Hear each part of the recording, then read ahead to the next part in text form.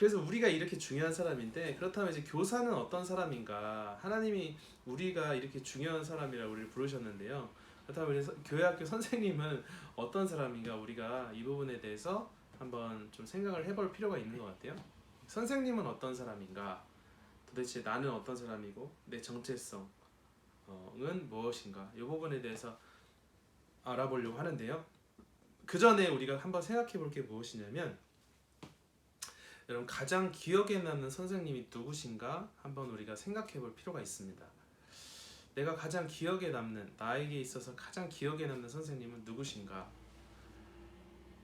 왜냐하면 제가 이거를 신임 ST 교육을 올해로 이제 제가 교육개발한 지가 3년 한 9개월 정도 됐으니까 올해로 이제 8번을 제가 강의를 했는데요. 이 똑같은 질문들을 제가 계속 했거든요. 왜냐면 분명히 우리 마음속에 기억에 남는 선생님들이 계실 거예요.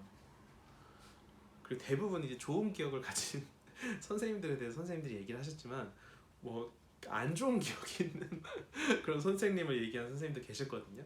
근데 어쨌든 대부분이 이제 좋은 기억. 그래서 여러분 그 나에게 어떤 좋은 영향을 주신 좋은 선생님들이 계실 텐데, 그 선생님에 대한 기억들, 그래서 결국에는 사실 결론적으로는 내가 그런 선생님이 되도록 기도하면서 주님의 도우심을 구하면서 하면 됩니다.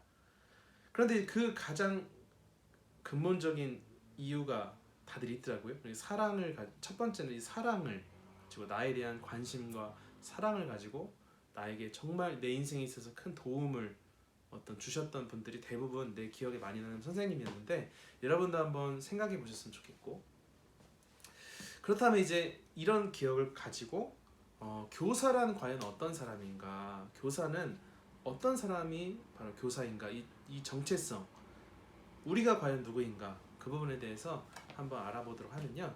여러 가지 정의가 있을 수 있습니다. 그러나 가장 성경적인 정의를, 궁극적이면서도 성경적인 정의는 바로 교사는 사람을 세우는 사람이다. 이제 영어로는 플랜팅한다. 그래서 플랜터, teacher as planter라고 하는데요.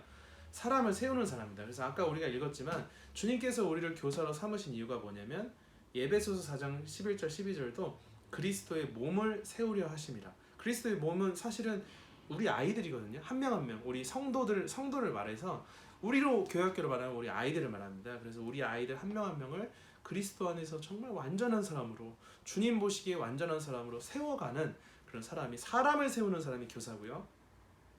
골로새서 1장 28절도 여러분들 읽어보셨으면 좋겠는데, 우리가 그를 전파하여 각 사람을 권하고 모든 지혜로 각 사람을 가르침은, 우리가 교사로서 애들을 가르치기도 하고 뭐 맛있는 것도 사주고 떡볶이도 사주고 많은 우리 아이들을 위해서 일들을 하는 이유는 각 사람을 그리스도 안에서 완전한 자로 세우려 합니다. 우리 아이들을 세우기 위해서 하나님께서 우리를 부르셨고, 교사는 과연 어떤 사람이냐? 그래서 뭐 가르치기도 하고 뭐 프로그램도 진행하고, 그 다음에 우리 아이들 상담도 해주고 신방도 하고 멘토링도 하고 맛있는 것도 사주고 기도도 해주고 여러 가지 많은 일들 하면서, 이 모든 일들을 통해서 우리 아이들을 그리스도 안에서, 그러니까 신앙을 가진, 예수님을 향한, 하나님을 향한 기독교 신앙을 가진 우리 완전한 아이들로 세워가기 위해서 하나님께서 우리를 부르셨다는 것입니다. 그래서 교사는 어떤 사람이냐면 사람을 세우는 사람입니다. 그래서 우리가 사람에게 사실은 집중을 해야 되거든요. 그게 저와 여러분의 사명이고, 그래서 여러분 이걸 좀 구체적으로 알아보면, 여러분 발달 심리학을 보면은 크게 이제 세 가지 영역으로 이제 구분이 되는데요. 첫 번째는 이제 신체 발달입니다. 그래서 이 부분은 이 영역은 뭐 신체의 크기, 또 비율, 또 신체 기능, 뭐 건강, 능력 이런 것들을 일컫고요. 그리고 사람이 이렇게 자라나잖아요. 신체가 크잖아요. 자라나면서 동시에 자라나는 게 뭐냐면, 두 번째로 인지 발달입니다. 그래서 사람이 자라나면서 이제 머리나 뇌의 크기도 커지고 이 뇌의 기능이 발달할 거 아니에요. 그리고 뇌뿐만 아니라 온 몸의 어떤 이 인지적인 부분, 정신적인 부분, 또 영적인 부분의 어떤 그런 역량과 이런 모든 것들이 발달을 하게 되는데, 그래서 두 번째 인지 발달입니다. 그래서 주의, 지식, 기억, 또 문제 해결 능력, 상상력, 창의력 이런 것들을 이제 다루거든요. 그리고 세 번째 발달 부분은 뭐냐면 이제 심리 사회적 발달입니다. 자기 나를 이해하고 다른 사람을 이해하고, 또 우리가 사람이 신체가 크고 인지가 발달하지만 우린 또 소셜, 또 사회 속에서 살아가는 이제 사람이잖아요. 그래서 어떻게 나와 다른 사람을 이해하고 어떻게 이 사람들과 의사소통을 하고 대인관계를 어떻게 잘 할 수 있을 것인가, 또 도덕적인 행동을 어떻게 할 수 있을 것인가. 발달 심리학에서는 이 세 가지 영역을 다룹니다. 즉 우리 사람이 크고 발달하고 또 이 사회 속에서 살아감에 있어서 이 세 가지 영역에 대해서 주로 관심을 가지고, 이런 부분에 있어서 잘해야 사람이 온전한 어떤 발달의 모습으로, 발달된 모습으로 이 사회 속에서 살아갈 수 있다는 건데요. 그래서 이거는 사실은 기독교 신앙 부분은 좀 빠져 있는 영역이죠. 왜냐면 세상에 대한 지식과 학문이니까요. 그런데 이제 이것뿐만 아니라 우리의 믿음이 이제 성장을 하고 발달을 합니다. 그래서 히브리서 6장 1절에서 2절을 보면, 그러므로 우리가 그리스도의 도의 초보를 버리고 완전한 대로 나아갈지니라. 신앙도 여러분, 우리가 몸이 자라고 또 머리가 마음이 자라고 또 사람들과 대인관계 기술이 자랄 수 있듯이 우리 신앙도 여러분 자라게 되는데요. 그러니까 도의 초보, 예수님에 대한, 하나님에 대한 신앙의 초보도 있고 신앙도 성장을 해서 완전한 이 성장하는 완전한 그 신앙이 있다는 것입니다. 그래서 보면은 이제 에베소서 4장 13절 14절도 보면, 우리가 다 하나님의 아들을 믿는 것과 아는 일에 하나가 되어 온전한 사람을 이루어 그리스도의 장성한 분량이 충만한 데까지 이르리니, 이는 우리가 이제부터 어린아이가 되지 아니하며 사람의 속임수와 간사한 유혹에 빠져 온갖 교훈의 풍조에 밀려 요동하지 않게 하려 함이라. 아멘. 이게 무슨 말이냐면 이제 하나님의 아들을 믿는 것과 아는 일, 그러니까 이제 우리도 신앙에 있어서 지식과 우리의 신앙이 있는데 어린아이도 있고 어린아이도 있는가 하면은 온전한 사람이 있다는 거예요. 그래서 우리가 아직 성경적인 지식이나 경험이나 또 우리의 하나님을 향한 이 신앙이 좀 약해서 막 우리가 세상 여러 가지 일들에 막 이리저리 흔들릴 수 있잖아요. 이게 바로 어린아이의 신앙이 있는가 하면은 이제는 어떤 일이 있어도 하나님을 믿고 신뢰하고 또 하나님께 순종할 수 있는 그런 온전한 믿음을 가진 사람도 있다는 거예요. 그래서 이런 어린아이의 신앙에서 온전한 믿음을 가진 신앙으로 성장을 해가는 건데요. 그래서 믿음도 발달을 하고 성장을 하게 된다는 것이죠. 그래서 이제 존 웨스터호프라는 사람이 이제 나이테 이론이라는 것을 폈는데, 이런 사람들의 어떤 신앙이나 이런 모든 것들을 다 이렇게 종합을 해보니까 사람은 크게 기독교 신앙을 가짐에 있어서 네 가지 어떤 단계를 거친다는 건데요. 첫 번째로 이제 경험적 믿음입니다. 이게 유아기적 믿음이라고 표현도 하고요. 그러니까 예를 들면 우리 아이들이 처음 교회에 왔어요. 특히 영유아 때 이럴 때 이제 누구 때문에 오면은 엄마 아빠 때문에 오죠 대부분.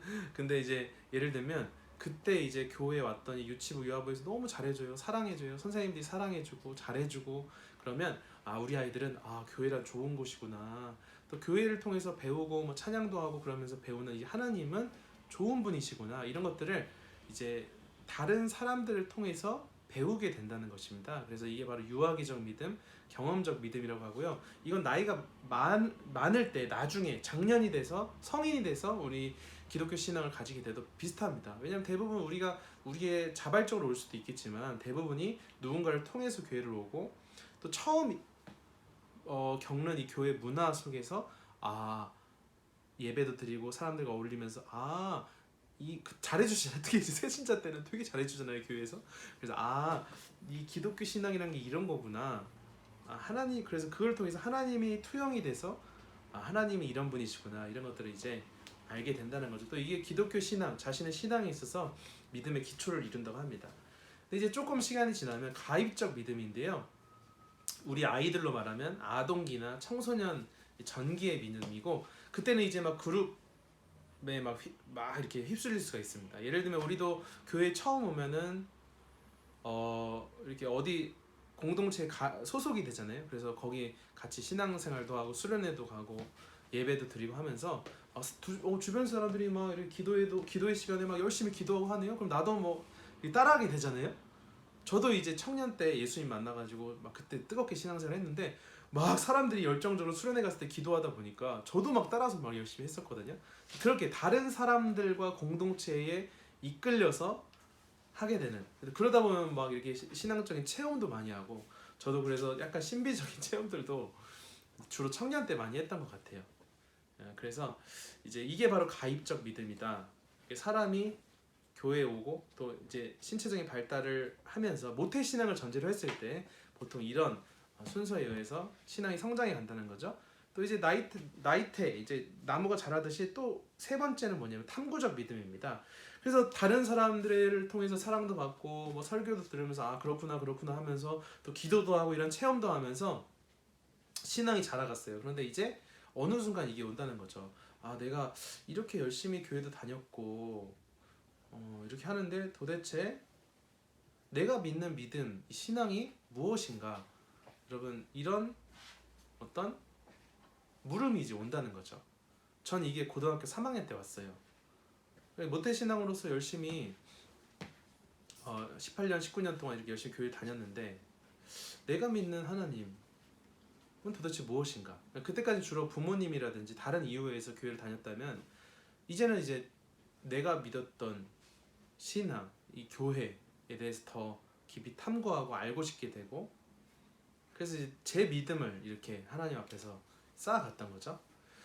그래서 그때부터 교회를 열심히 다니게 됐습니다. 저는 고3 때 열심히 다녔거든요. 그때부터 열심히 다니기 시작했거든요. 그래서 막 그때 전도도 하고 막 그랬어요. 혼자 다니기 좀 그러니까 친구도 전도해가지고 열심히 다니고 했는데, 그러다 보니까 목사님 말씀도 듣고 또 신앙 체험도 하게 되고 또 성경도 읽으면서 제 믿음을 이제 제 믿음을 쌓아갔습니다. 그러다가 이제 마지막으로 소유된 믿음, 이제 이런 과정들을 통해서 정립된 신앙이 이제 신앙이 정립이 되는 거죠. 내 신앙이 있는 거예요.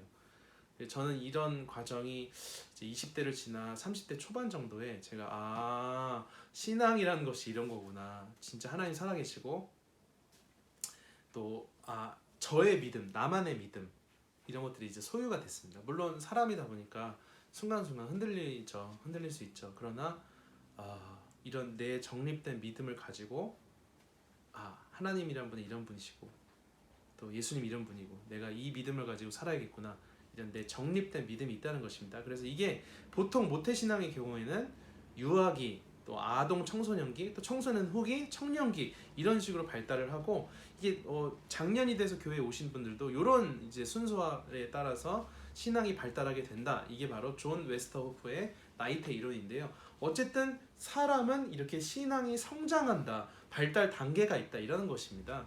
그래서 여러분 이것을 이제 봤을 때 교사란 어떤 사람이냐면 우리가 여러 가지 신체 발달, 인지 발달, 심리 사회적 발달뿐만 아니라 이런 것들을 여러분 미성숙하잖아요. 그래서 이게 발달을 해갑니다. 우리 아이들이 어린 아이에서 이제 점점점 큰 아이로 발달을 해가는데, 이런 어떤 발달 심리학에서 다루는 이런 발달뿐만 아니라 우리 아이들이 불완전한 신앙에서 완전한 신앙으로 신앙이 성장을 하게 되고 또 성장해야 된다는 거죠.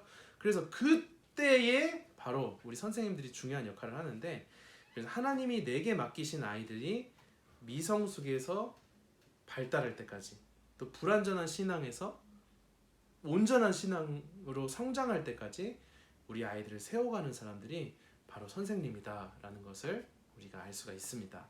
그렇기 때문에 여러분 우리가 얼마나 중요한 일을 담당하고 있습니까? 그죠? 그러니까 우리 아이들을 그냥 놓으면은 아이들이 스스로 성장할 것 같지만, 물론 밥 먹고 이러다 보면 몸도 크고 마음도 크고 또 아이들하고 부딪히고 뭐 지내다 보면은 심리사회적 발달도 할 수는 있겠죠. 그리고 하나님이 뭐 이렇게 정말 성령의 어떤 그 신비한 체험이나 그런 걸 통해서 우리 아이들의 신앙을 성장하게 하실 수도 있겠지만, 또 우리 아이들이 힘들고 어려울 때 진짜 아무것도 모르지만 하나님 의지해서 막 기도해서 우리 아이들 만날 수도 있겠지만, 그런 경우는 이제 소수 예외적인 경우고요. 일반적으로는 하나님이 왜 사람을 세우셨는가, 이 사람을 통해서 우리 아이들을 성장하게 하시고 세워가게 하시는 것이 하나님의 방법이고, 그 일을 하라고 우리 저와 같은 교육자나 여러분 같은 선생님들이 이제 세우셨다는 것입니다. 그러니까 우리가 되게 중요한 역할이겠죠. 그래서 교사는 결론적으로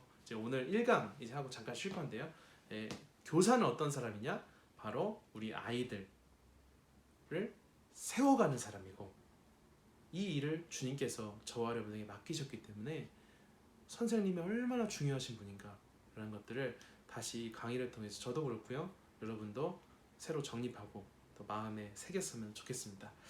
예, 잠깐 이제 일을 통해서 1강은 끝났고 이제 잠깐 쉬셨다가 저희가 이제 교사 역할론에 대해서, 그렇다면 이제 교사는 사람을 세워가는 사람인데 나는 어떤 역할을 감당해야 되는 것인가, 이제 2강, 3강, 4강을 통해서 우리가 이제 계속 배워가도록 하겠습니다.